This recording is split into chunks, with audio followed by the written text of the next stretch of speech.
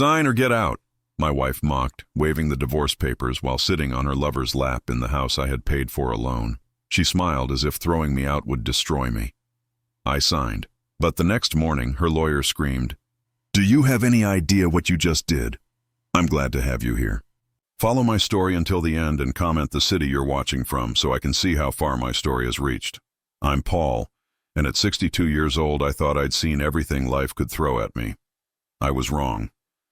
The front door of our house, the house I'd been paying for alone for 15 years, stood slightly ajar when I pulled into the driveway that Thursday evening. Something felt off immediately. Riley's car was there, but so was a sleek black BMW I didn't recognize. My stomach tightened as I walked up the path, my work boots heavy against the stone steps. The sound hit me first. Laughter, Riley's laugh, but different somehow, lighter, more carefree than I'd heard in years. Then a man's voice, deep and unfamiliar, saying something I couldn't quite make out. My hand froze on the doorknob as reality crashed over me like ice water. I pushed the door open slowly, hoping I was wrong, praying this was some innocent explanation my mind hadn't considered. But there they were, in my living room, on my couch. Riley was perched on this stranger's lap like she belonged there, her arms draped around his neck, both of them laughing at something on his phone. They didn't even notice me at first. I stood there for what felt like an eternity, watching my wife of 23 years acting like a teenager with her boyfriend. The man looked younger than me, maybe early 50s, with perfectly styled hair and an expensive watch that caught the light from our lamp, the lamp I'd bought for Riley's birthday 2 years ago. When Riley finally looked up and saw me, she didn't jump apart from him. She didn't look embarrassed or ashamed. Instead, she smiled. Actually smiled. "Oh, Paul's home," she said to the man, as if I were the mailman making a delivery. Perfect timing, actually. The stranger looked me up and down with obvious disdain, taking in my work clothes and paint-stained hands. I'd spent the day renovating a client's bathroom, honest work that paid our bills, though apparently Riley had found someone who looked like he'd never worked with his hands a day in his life. "Riley," I said, my voice barely above a whisper, "what's going on here?" She stood up slowly, smoothing down her dress, a new dress I'd never seen before. "What's going on, Paul, is that I'm done pretending." My chest felt tight. 23 years of marriage, and this was how it was ending. In our living room, with a stranger watching like this, was entertainment. Done pretending what? I asked, though part of me already knew the answer, that I'm happy, that this marriage means anything to me, that you're enough. Each word hit like a physical blow. Marcus here has shown me what I've been missing. Marcus, even his name sounded expensive. Riley walked to the coffee table and picked up a manila envelope I hadn't noticed before. She held it out to me with the same casual gesture she might use to hand me the mail. "Divorce papers," she said simply. "I need you to sign them. Tonight." I stared at the envelope like it might bite me. "Riley, we should talk about this. Maybe we can work things out. Go to counseling." "There's nothing to work out," she interrupted, her voice sharp now. "I've been unhappy for years, Paul. Years. You just never paid attention." Marcus chuckled from the couch, and Riley smiled at him like they shared some private joke. The casual cruelty of it made my hands shake. "Sign the papers, Paul," she continued. "Make this easy on both of us. You can find a nice little apartment somewhere, start over, maybe find someone more suitable for your situation." The way she said situation made it clear she thought I was beneath her now. Maybe I always had been, and I was just too blind to see it. I opened the envelope with trembling fingers. The papers were thick, official-looking, filled with legal language I didn't fully understand. But I understood enough. Riley wanted half of everything. The house, my retirement savings, my truck, everything I'd worked for. "I don't understand," I said, looking up at her. "Why now? What changed?" Riley exchanged another look with Marcus, and they both laughed. "What changed is that I met a real man," she said. "Someone who can give me the life I deserve. Someone who doesn't come home with dirt under his fingernails and paint in his hair." Marcus stood up then, putting his arm around Riley's waist in a gesture that was clearly meant to claim territory. "Nothing personal, buddy," he said to me, his voice dripping with fake sympathy. "Sometimes these things just run their course." I felt something inside me break. Not just my heart, that had been cracking for months as Riley grew more distant and critical. Something deeper. My sense of who I was, maybe. The man who'd worked 2 jobs to pay for this house. The man who'd surprised Riley with trips and gifts even when money was tight. The man who'd loved her completely, even when she stopped loving me back. "Where am I supposed to go?" I asked, hating how small my voice sounded. "That's not my problem anymore," Riley said, then walked over to Marcus's briefcase and pulled out a pen. She held it out to me. "Sign here, here, and here." I looked at the papers again, at the places marked with yellow sticky notes. My signature would end everything. Our marriage, my claim to the house, my financial security. At 62, I'd be starting over with nothing. But what choice did I have? Fight a woman who clearly despised me? Contest a divorce when my wife was sitting on another man's lap in front of me? I took the pen. My hand was shaking so badly I could barely hold it steady, but I signed my name on each line. Paul Henderson. Paul Henderson. Paul Henderson. Each signature felt like signing away a piece of myself. Riley snatched the papers away before the ink was dry, her face lighting up with genuine joy for the first time in months. "Finally," she breathed. "Marcus, it's done. We can finally move forward with our plans." Our plans. They'd been planning this. This wasn't a spur-of-the-moment decision, or even a recent development. They'd been plotting my humiliation, probably for weeks or months. "I'll need a few days to pack my things," I said quietly. "Actually," Riley said, not even looking at me as she organized the papers, "I'd prefer if you were out by tomorrow night. Marcus is moving in this weekend, and it would be awkward having you here." Moving in. This weekend. The betrayal was so complete, so thorough, that I actually felt dizzy.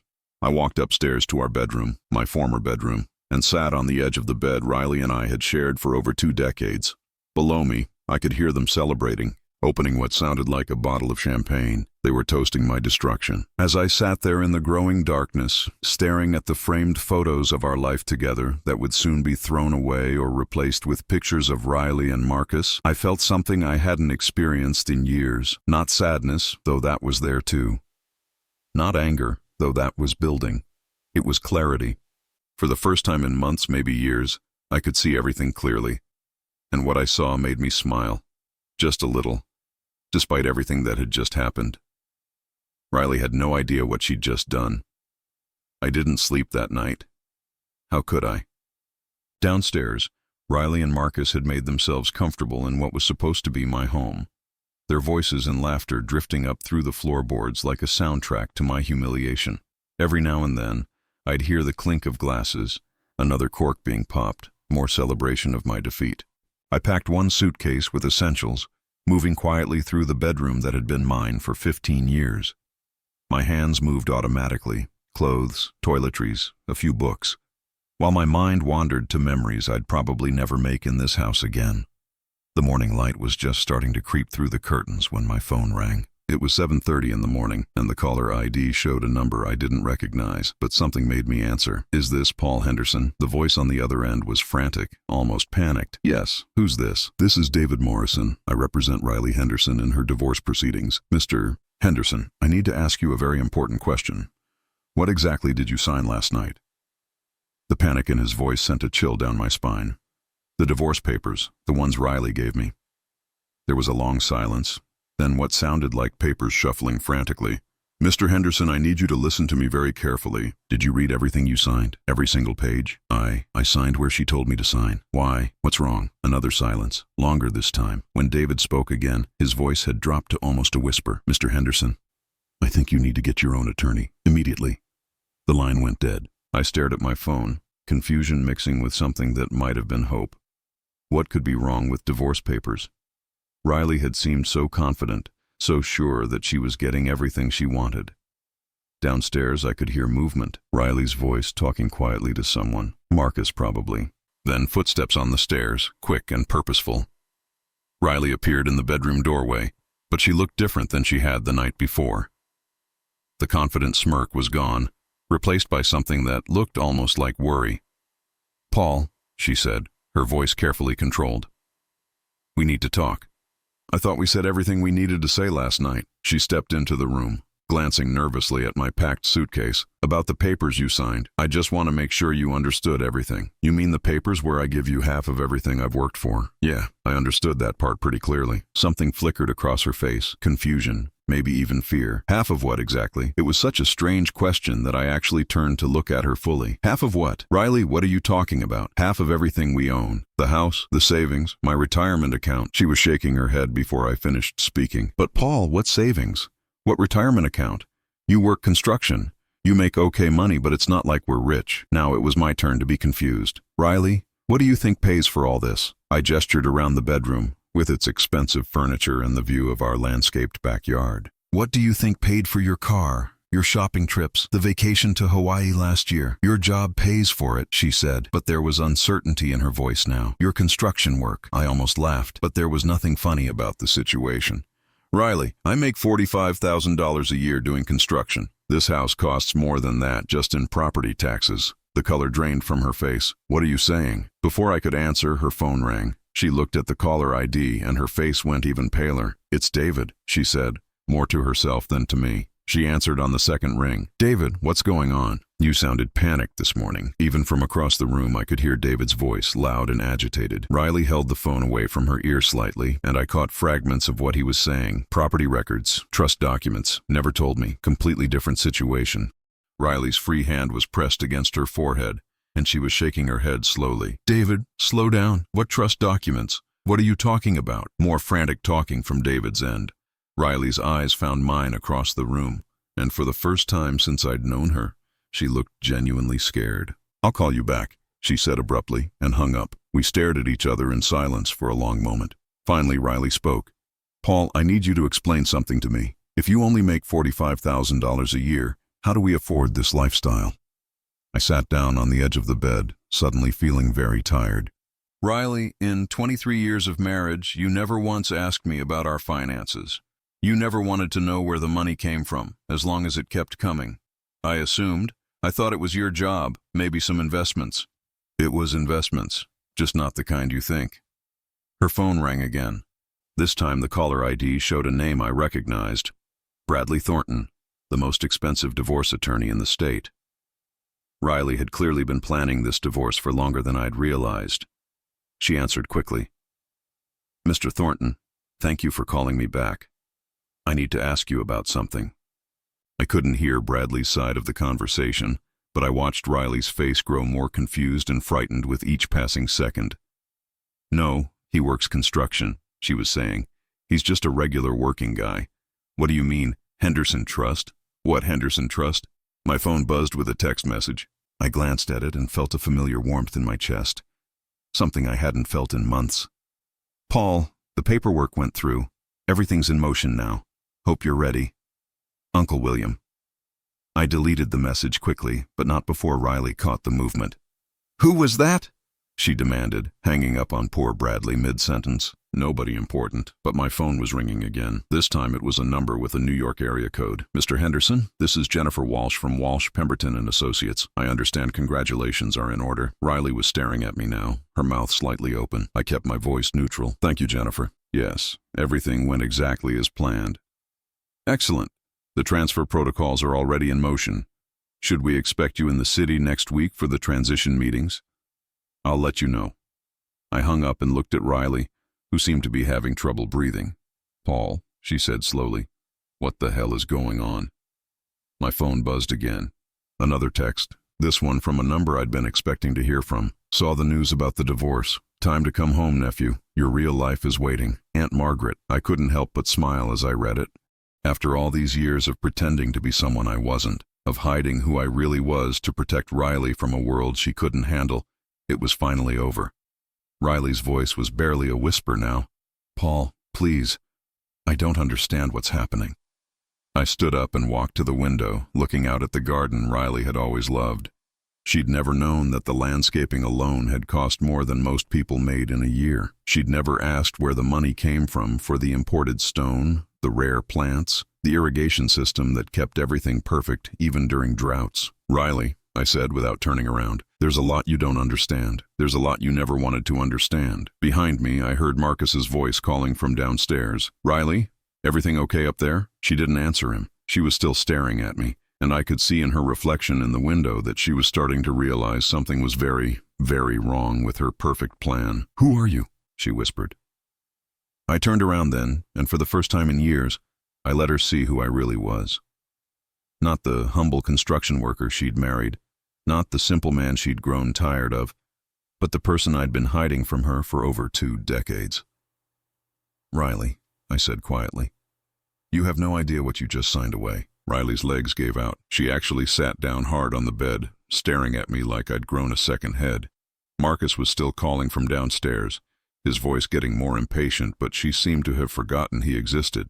"I don't understand," she whispered, shaking her head slowly. "Paul, you're scaring me. Just tell me what's going on." I walked to the dresser and opened the bottom drawer, pushing aside the old t-shirts I kept there.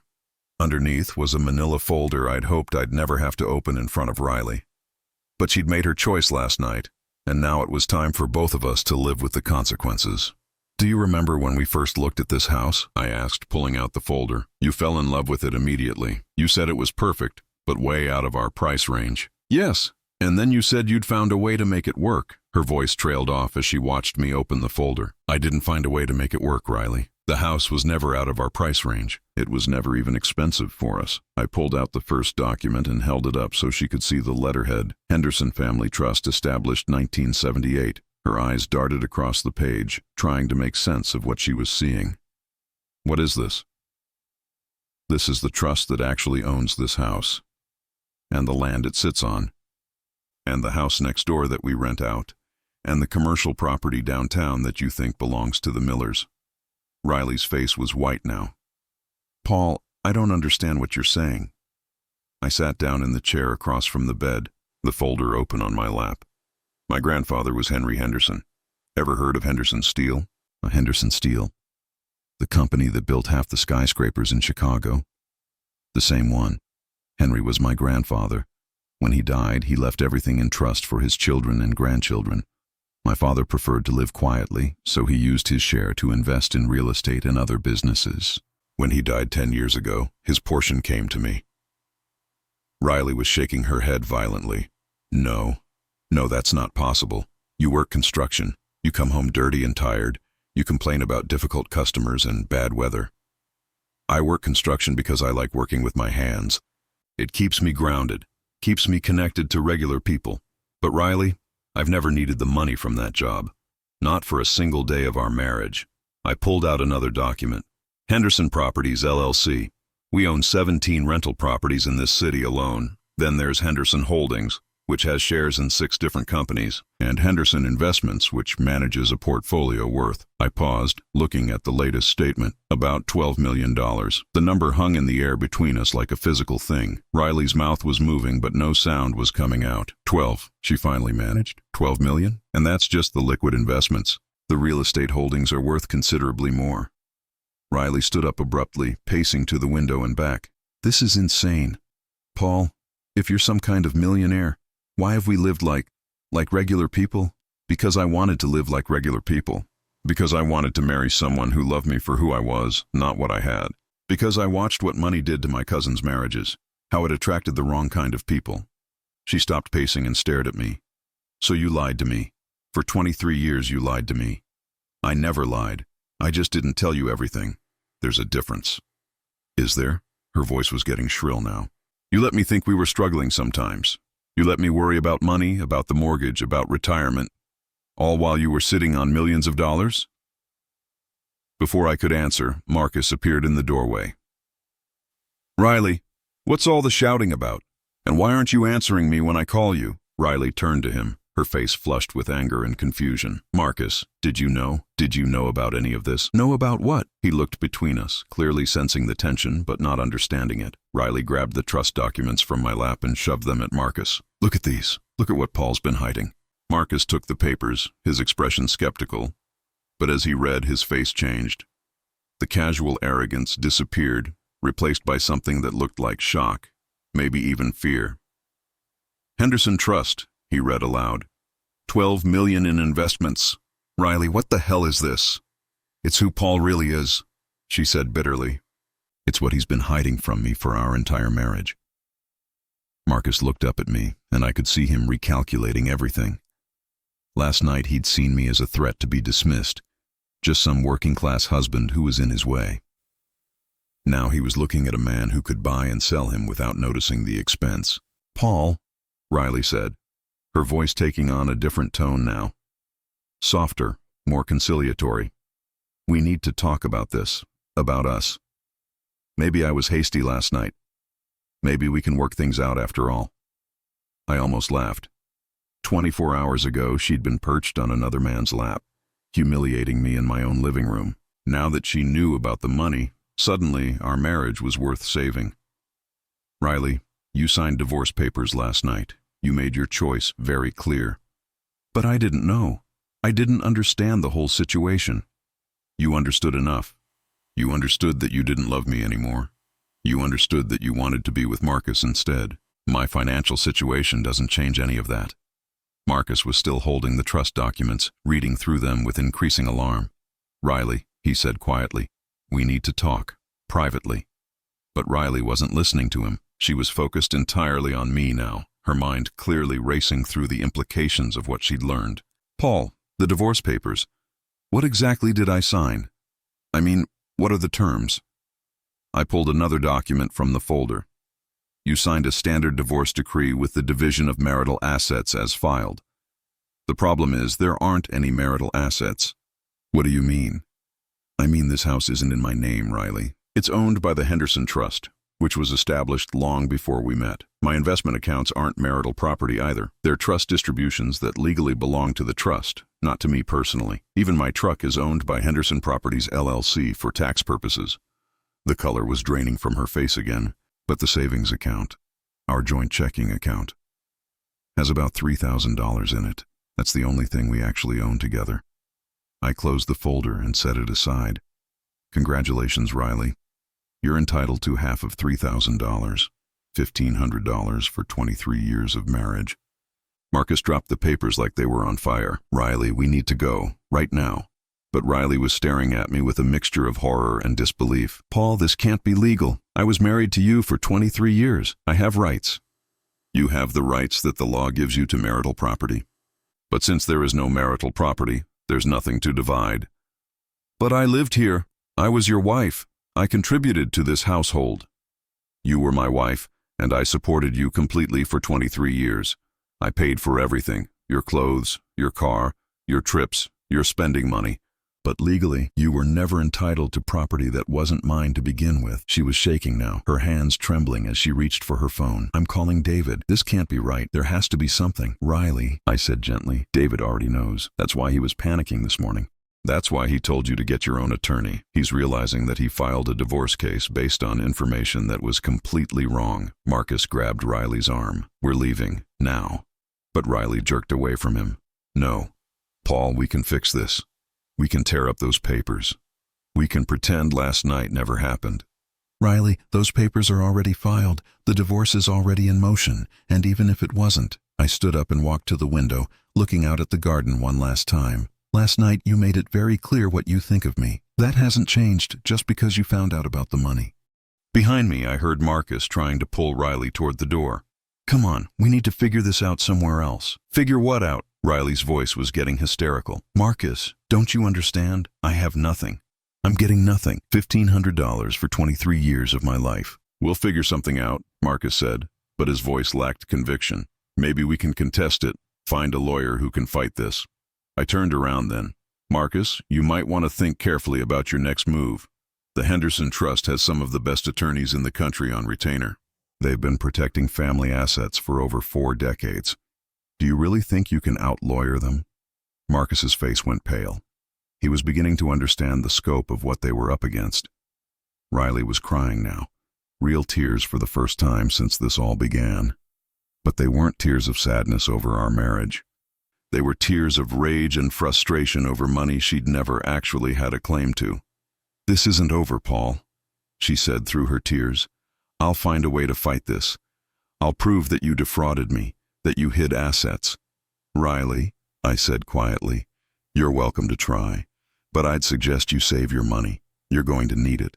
As they left, Marcus practically dragging a sobbing Riley behind him, I heard her making phone calls. Lawyers, probably, looking for someone willing to take on an impossible case for a woman who couldn't afford to pay them. I sat back down in the chair and looked around the bedroom that had been mine for 15 years. Tomorrow it would just be mine again. No more walking on eggshells, No more pretending to be less than I was, no more hiding my real life to protect someone who never appreciated the sacrifice. For the first time in years, I felt free. The house felt different after they left. Quieter, yes, but also somehow lighter, as if a weight I'd been carrying for years had finally been lifted. I walked through the rooms slowly, seeing them with new eyes. Every piece of furniture, every decoration, every carefully chosen detail, all of it had been selected and paid for, while Riley remained completely oblivious to where the money actually came from. My phone rang again. This time it was Uncle William, calling from the family estate in Connecticut.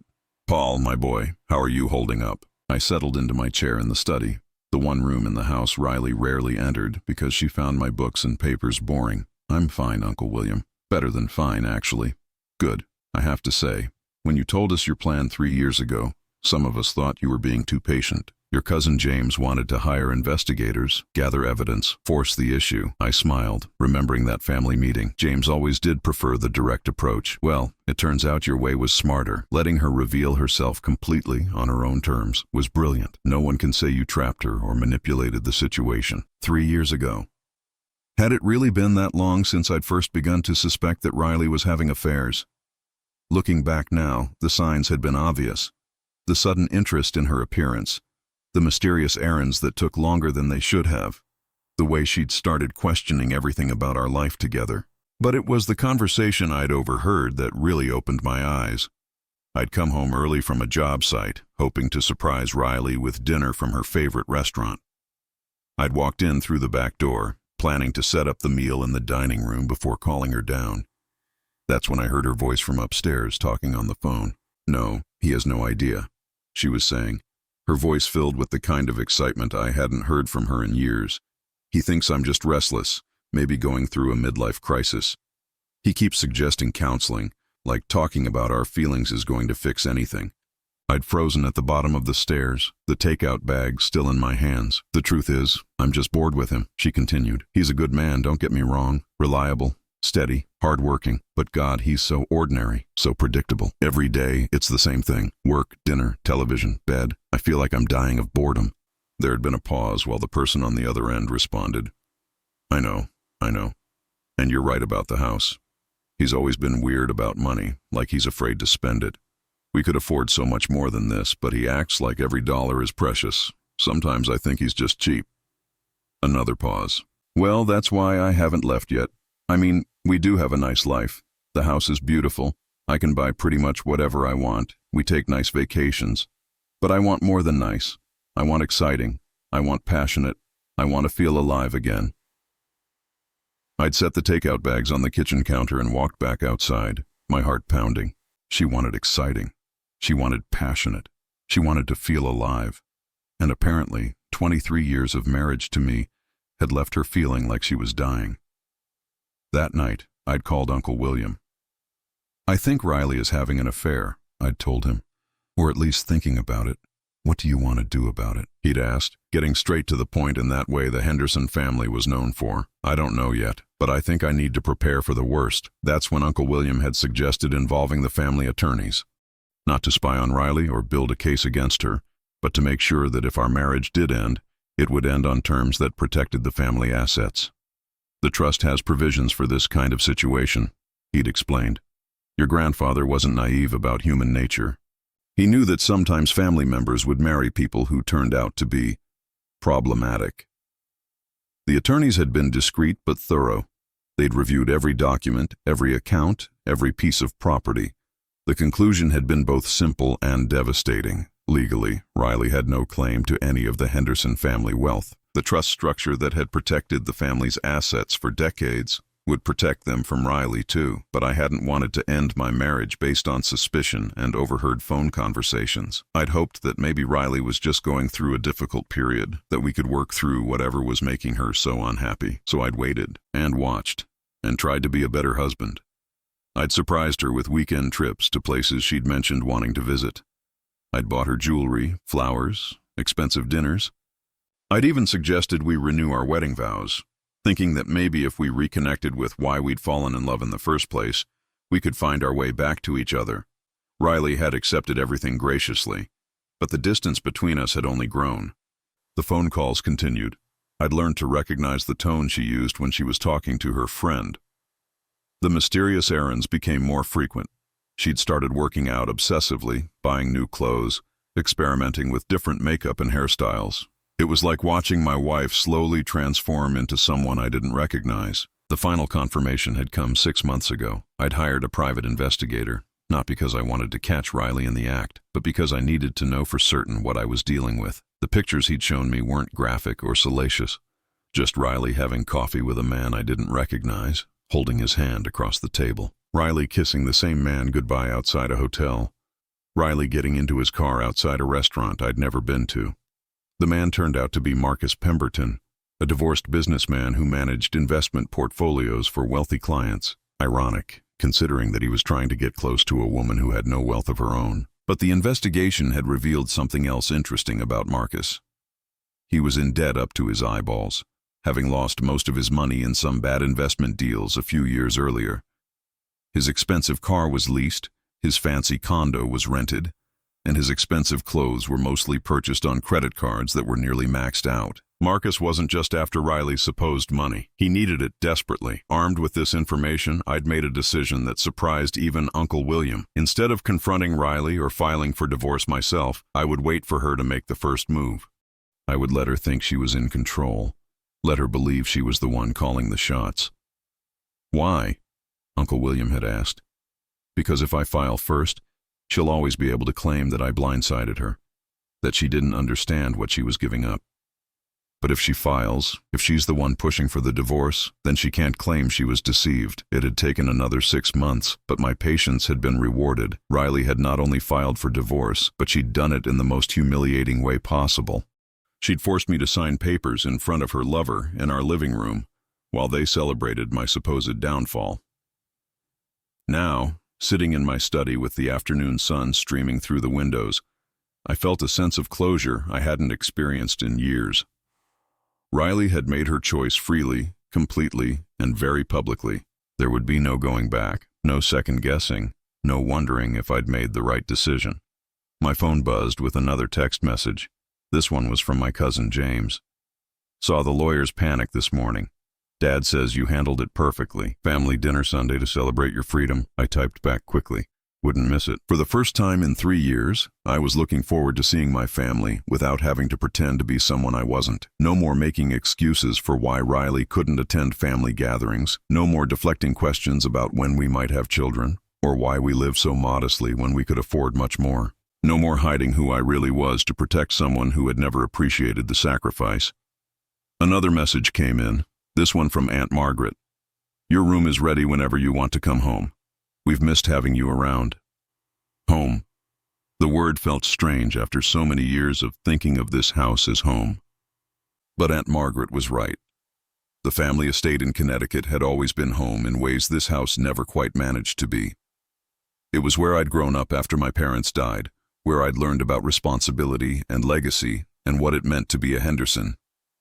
It was also where I'd learned to be suspicious of people who were too interested in the Henderson name and not interested enough in the person who carried it. That lesson had served me well with Riley, even if it had taken me too long to fully accept what it meant for our marriage. I walked upstairs to pack the rest of my things. Tomorrow, I would start the process of reclaiming my real life. But tonight, I would sleep in this house one last time, not as the humble construction worker Riley had married, but as Paul Henderson, heir to a legacy that was finally, after 23 years of hiding, about to become visible again. Outside, I could hear a car pulling into the driveway. Riley, probably, coming back with reinforcements. More lawyers, maybe, or family members who might be willing to take her side. It didn't matter. Let them come. Let them see the documents. Talk to the attorneys. Rage against the unfairness of it all. The Henderson Trust had weathered bigger storms than a bitter divorce. It would weather this one, too. The car in the driveway turned out to be Riley's sister, Janet, followed closely by their mother, Dolores. I watched from the upstairs window as the three women huddled together on the front porch, their voices raised in animated discussion. Every few minutes, one of them would gesture toward the house, and I could see the anger and disbelief on their faces even from this distance. My phone had been ringing constantly for the past 2 hours. Riley's family, friends who'd heard pieces of the story, even some neighbors who'd noticed the unusual activity. I'd stopped answering after the 5th call, letting everything go to voicemail. The messages were becoming increasingly frantic as word spread about Riley's situation. "Paul, this is Janet. You need to call me back right now. We need to talk about what you're doing to my sister." "Paul, it's Dolores. I don't know what kind of game you're playing, but you can't treat Riley like this. She's family." "Paul, this is Father McKenna from St. Mary's. Riley called me very upset. Perhaps we could meet and discuss this situation like civilized people." Each message revealed how little these people understood about what had actually happened. In their minds, I was the villain, the vengeful husband who was using some legal technicality to punish Riley for wanting a divorce. None of them seemed to grasp that Riley had orchestrated her own downfall. A loud banging on the front door interrupted my thoughts. When I looked out the window, I saw Marcus standing on the porch, his face red with anger. Riley was beside him, but she looked different now. Smaller somehow, deflated. The confident woman who demanded I sign divorce papers 24 hours ago had been replaced by someone who looked genuinely frightened. I walked downstairs and opened the door, but kept the chain lock engaged so it only opened a few inches. "We need to talk," Marcus said immediately, his voice tight with barely controlled rage. "I don't think we have anything to discuss." "The hell we don't. You manipulated this entire situation. You let Riley file for divorce knowing she had no idea what she was giving up." I almost laughed. "Marcus, Riley spent 23 years of marriage never once asking about our finances. She never wanted to know where the money came from as long as it kept coming. How is that my fault?" Riley pushed past Marcus, pressing her face close to the gap in the door. "Paul, please, we can work this out. I made a mistake. I know that now, but we can fix this." "Riley, you didn't make a mistake. You made a choice. You chose Marcus over me. You chose to humiliate me in our living room rather than have an honest conversation about what was wrong with our marriage. You chose to file for divorce based on assumptions you never bothered to verify." "But I didn't know." She started, then stopped, perhaps realizing how that sounded. "You didn't know because you didn't want to know," I said firmly. "For 23 years, you were happy to live off money you never questioned as long as it funded the lifestyle you wanted. Now that you realize it was never really yours, suddenly you want to understand how everything works." Marcus was pacing now, running his hands through his hair. "This is insane. There has to be some legal recourse. You can't just hide millions of dollars from your wife for decades." "I didn't hide anything, Marcus. I just didn't advertise it. There's a difference." "Semantics," he spat. "No, it's the law, which is something you might want to research before you make any more threats." Riley's mother appeared behind them, her face flushed with indignation. "Paul Henderson, you should be ashamed of yourself. This is not how a Christian man behaves." "Mrs. Chen, with all due respect, a Christian man also doesn't deserve to be humiliated by his wife and her lover in his own home." Dolores recoiled as if I'd slapped her. That's different." "Is it? Because from where I'm standing, Riley broke our marriage vows, not me. Riley chose to be unfaithful, not me. Riley demanded a divorce, not me. I just signed the papers she asked me to sign." The truth of that seemed to settle over the group like a cold fog. Even Marcus stopped pacing, perhaps beginning to understand that his anger was misdirected. Riley tried a different approach, her voice becoming softer, more pleading. "Paul, I know I hurt you. I know what I did was wrong. But please, don't destroy my life over it. Don't leave me with nothing. Riley, I'm not leaving you with nothing. I'm leaving you with exactly what you're legally entitled to. Half of our marital assets, $1,500, plus whatever you have in your personal accounts." $1,500! Janet exploded. "That's not enough to live on for a month." Then maybe Riley should have thought about that before she decided our marriage was over. Marcus stepped forward again, his fists clenched. "You son of a bitch, you planned this whole thing, didn't you? You knew she was unhappy, you knew she wanted out, and you let her walk into a trap." "Marcus, I didn't set any trap. Riley dug her own hole. I just didn't stop her from jumping into it. But you could have warned her. You could have told her the truth about your finances before she filed." "Why would I do that?" "So she could hire better lawyers. So she could try to find some way to get her hands on money that was never hers to begin with." The question hung in the air, and I could see the answer dawning on their faces. Of course I wasn't going to help Riley build a case against me. Of course I wasn't going to provide ammunition for her divorce attorneys. What kind of person would do that? Riley's phone rang, and she answered it quickly. "David, please tell me you have good news." Even standing several feet away, I could hear David's voice through the phone, and the news wasn't good. "Riley, I've been on the phone with 3 different law firms today. The consensus is unanimous. You don't have a case. The Henderson Trust is ironclad. Every asset you thought was marital property is actually owned by entities that predate your marriage by decades." Riley's face crumpled. "But there has to be something." "There is something," David continued, his voice gentle but firm. "You can accept the settlement as it stands, $1,500 plus your personal belongings, and move on with your life. Or you can spend the next 5 years fighting a legal battle you can't win and can't afford." Riley hung up without responding, staring at the phone in her hand like it had betrayed her. Marcus grabbed her arm. "We'll find another lawyer, someone who specializes in cases like this." "With what money?" Riley asked quietly. "David wants $10,000 just to review the trust documents properly. Even if we found someone willing to take the case, they'd want a retainer I can't afford." The reality of her situation was finally sinking in. For 23 years, Riley had lived a comfortable upper-middle-class lifestyle without ever having to worry about money. Now she was facing the prospect of starting over at 52 with almost nothing. "Paul," she said, looking up at me with tears in her eyes, "I know you have every right to hate me. I know I destroyed our marriage. But please, don't let me end up homeless. Don't let me lose everything." It was the first time since this whole mess started that Riley had acknowledged what she'd actually done. No more blaming me for hiding assets. No more claiming she'd been deceived. Just a woman who had made terrible choices and was finally facing the consequences. "Riley," I said softly, "you're not going to be homeless. You have family, friends. You have a college degree and work experience. You'll figure something out. But the house, all my things, the house was never yours, Riley. It was never ours. As for your things, you can take whatever belongs to you personally. Your clothes, your jewelry, your car, that's all yours." Marcus was looking increasingly uncomfortable, shifting from foot to foot and avoiding eye contact with Riley. I could practically see him calculating whether a relationship with a woman who had $1,500 to her name was worth pursuing. Riley must have noticed his hesitation because she turned to him with desperation in her voice. "Marcus, you said we'd figure this out together. You said you loved me." Marcus cleared his throat, still not meeting her eyes. "Riley, this changes things. I mean, I thought we were talking about splitting millions of dollars. I thought we'd be able to travel, buy a nice place together. So you only wanted me for the money?" The devastation in Riley's voice was obvious. "It's not that simple," Marcus said, but his tone suggested it was exactly that simple. "I have my own financial obligations. I can't support both of us on my income alone." And there it was, the final piece of Riley's perfect plan crumbling before her eyes. Not only was she losing the financial security she'd taken for granted, but she was also losing the man she'd thrown away her marriage to pursue.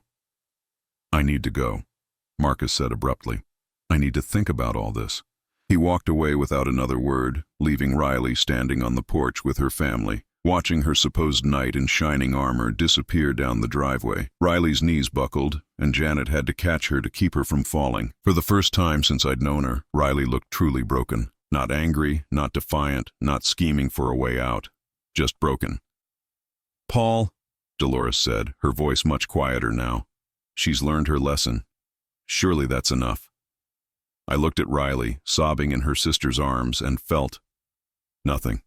No satisfaction, no revenge, no pity, just an empty sort of finality. "Mrs. Chen," I said, "Riley has 3 days to collect her personal belongings. After that, I'm changing the locks." I closed the door and walked back upstairs, leaving them to figure out what came next. Through the window I watched as they helped Riley to Janet's car, her whole body shaking with sobs. By tomorrow, word would spread through their social circle about what had happened. Some people would take Riley's side, painting me as the cruel husband who abandoned his wife when she needed him most. Others would see the truth, that Riley had orchestrated her own downfall through greed and betrayal. But their opinions didn't matter anymore. What mattered was that I was finally free to stop pretending to be someone I wasn't, free to reclaim the life I'd put on hold for over 2 decades. In 3 days, when Riley was gone and the locks were changed, I would pack my real belongings and leave this house forever. The Henderson family had other properties, better properties, where I could start over without the ghosts of a marriage that should have ended years ago. For the first time in longer than I could remember, the future looked bright. 6 months later, I stood on the terrace of the Henderson family estate in Connecticut, watching the sun set over the gardens my great-grandfather had planted nearly a century ago. The view stretched for miles across rolling hills dotted with oak trees, their leaves just beginning to turn the brilliant oranges and reds of early autumn. It felt like coming home after a very long journey. The transition had been smoother than I'd expected. Riley had collected her belongings within the 3-day deadline, though she'd needed help from her family to do it. I'd watched from the upstairs window as they loaded her clothes, jewelry, and personal items into Janet's SUV and a rented truck. She'd taken the car, of course, a 3-year-old BMW that was legally hers, since I'd put it in her name as an anniversary gift. What she'd left behind told its own story. The expensive artwork I'd bought over the years, the designer furniture, the rare books, the wine collection, all the things that had made our house feel luxurious, but that Riley had never really appreciated. She'd taken what had obvious resale value and left the rest, probably not understanding that some of the items she'd dismissed were worth more than her car. But that was Riley's pattern, wasn't it? Taking what seemed valuable on the surface while missing the real treasure underneath. The house had sold quickly. Officially, it had been sold by Henderson Properties LLC to a young family who appreciated its history and character. The proceeds went back into the trust, where they joined the rest of the Henderson wealth that had been accumulated over 4 generations of careful stewardship. Unofficially, I was glad to see it go to people who would love it the way it deserved to be loved. I'd kept track of Riley's situation through mutual friends, not out of any lingering affection, but out of simple human curiosity. The story was about what I'd expected. She'd moved in with Janet temporarily, then found a small apartment across town when that arrangement became too stressful. She'd gotten a job at a real estate office, using the sales skills she'd developed over years of charity fundraising. Marcus had disappeared from her life within 2 weeks of the divorce finalization. Apparently, his interest in Riley had been entirely dependent on her supposed access to wealth. When that evaporated, so did he. According to Janet, who'd run into my cousin James at a coffee shop, Riley was struggling but surviving. She'd had to adjust to a very different lifestyle, shopping at discount stores instead of boutiques, eating at chain restaurants instead of the upscale places she'd grown accustomed to. But she was working, paying her own bills, and slowly building some kind of independent life. She asks about you sometimes, James had told me during our last phone conversation. Janet says she wonders if you're happy. What did you tell her? The truth? That you're the happiest I've seen you in 20 years? And it was true. Living at the family estate felt like shedding a costume I'd worn for so long I'd almost forgotten it wasn't really me. Here, I didn't have to pretend to worry about money or hide my education or downplay my interests. I could be Paul Henderson, not Paul the construction worker who happened to make enough money to afford a nice house. The family had welcomed me back with open arms, but without any sense of, I told you so. They'd all known that my marriage to Riley was problematic, but they'd respected my choice to try to make it work. Now that it was over, they were simply glad to have me home. Paul, Aunt Margaret's voice came from behind me. Dinner's ready. I turned to see her standing in the doorway of the terrace, elegant as always in her simple but expensive dress. At 78, she was still the unofficial head of the Henderson family, the one who'd raised me after my parents died, and who'd taught me the values that had eventually saved me from making an even bigger mistake with Riley. Coming, I said, taking one last look at the sunset. The dining room was warm with candlelight and filled with the voices of family members I hadn't seen regularly in years.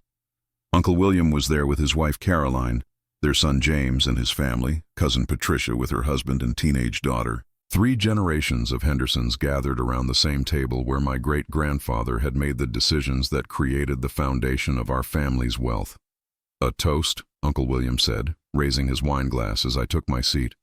To Paul, for finally coming home where he belongs.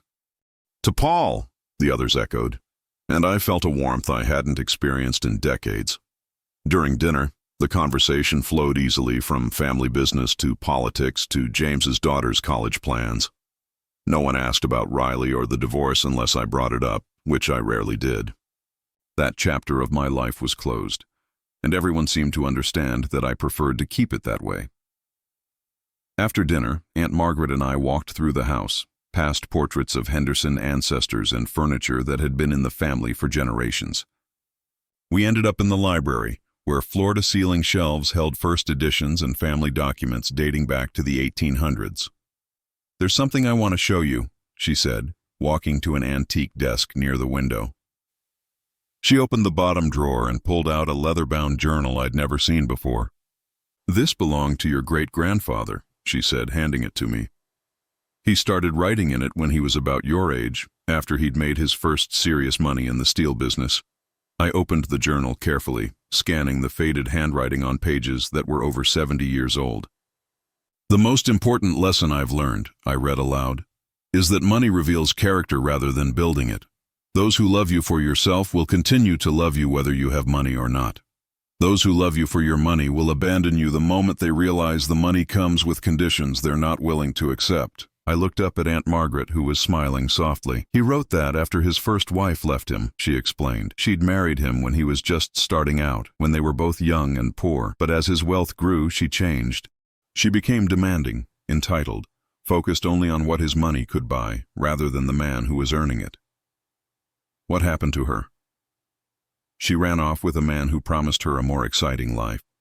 A man who, it turned out, was married to someone else and had no intention of leaving his wife. She ended up alone and bitter, while your great-grandfather eventually found your great-grandmother, a woman who fell in love with his character, not his bank account." I continued reading through the journal, finding page after page of wisdom about family, money, and the responsibilities that came with wealth. But it was the final entry that struck me most profoundly. "I have built something that will last beyond my lifetime," my great-grandfather had written. "Not just money, but a legacy of values. The trust I've established will protect future generations from those who would exploit them, but more importantly, it will teach them that true wealth comes from knowing who you are and refusing to compromise that knowledge for anyone." "He'd be proud of you," Aunt Margaret said quietly. "You honored his values, even when it cost you personally." "It didn't cost me," I said, surprised by my own certainty. "It saved me." Over the following weeks, I settled into a routine that felt both new and familiar. I still worked occasionally, not because I needed the money, but because I enjoyed the physical challenge and the satisfaction of creating something with my hands. But now I worked on projects I chose for people I liked, without worrying about supporting a lifestyle that had never really been mine. I also began taking a more active role in the family business. The Henderson Trust wasn't just a passive repository of wealth. It was an active enterprise that required careful management and strategic thinking. Uncle William was getting older and had been looking for someone to gradually take over some of his responsibilities.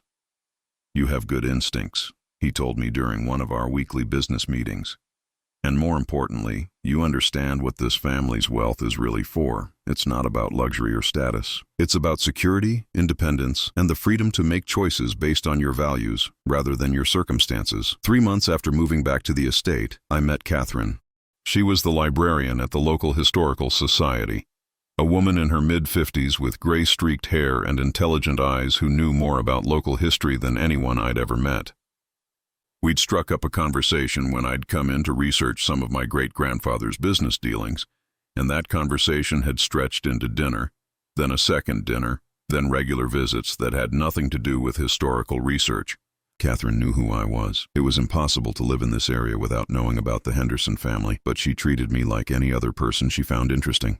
She was impressed by my knowledge of architecture and construction, amused by my stories about difficult clients, and genuinely interested in my thoughts about books and current events.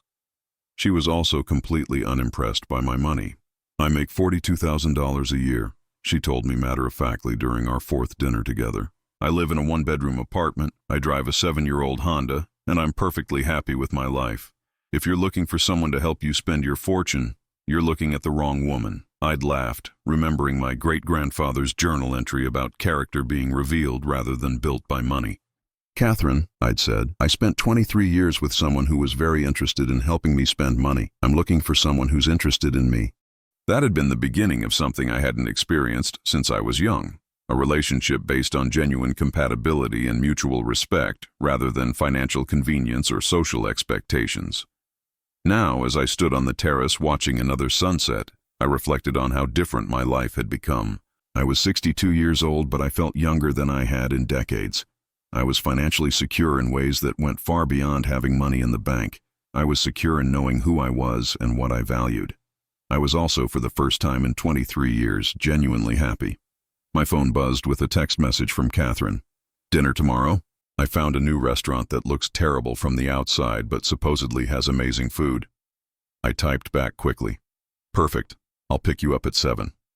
As I walked back inside, past the portraits of my ancestors and through rooms filled with family history, I thought about the lesson my great-grandfather had written about so many years ago. Money really did reveal character rather than building it. Riley's character had been revealed by her assumption that she was entitled to wealth she'd never earned. Marcus's character had been revealed by his abandonment of Riley the moment he realized there was no money to be gained. But my own character had been revealed too. I'd learned that I was capable of patience, of strategic thinking, of protecting what mattered most even when it cost me emotionally. I'd learned that I could survive betrayal and humiliation and come out stronger on the other side. Most importantly, I'd learned that the wealth my family had built over generations wasn't just about money. It was about the freedom to be true to yourself, regardless of what others expected or demanded. That freedom, I realized, was worth more than anything Riley could have taken from me. For the first time in over 2 decades, I was exactly where I belonged, with people who valued me for who I really was, and that, more than any amount of money, was the real treasure I'd been protecting all along.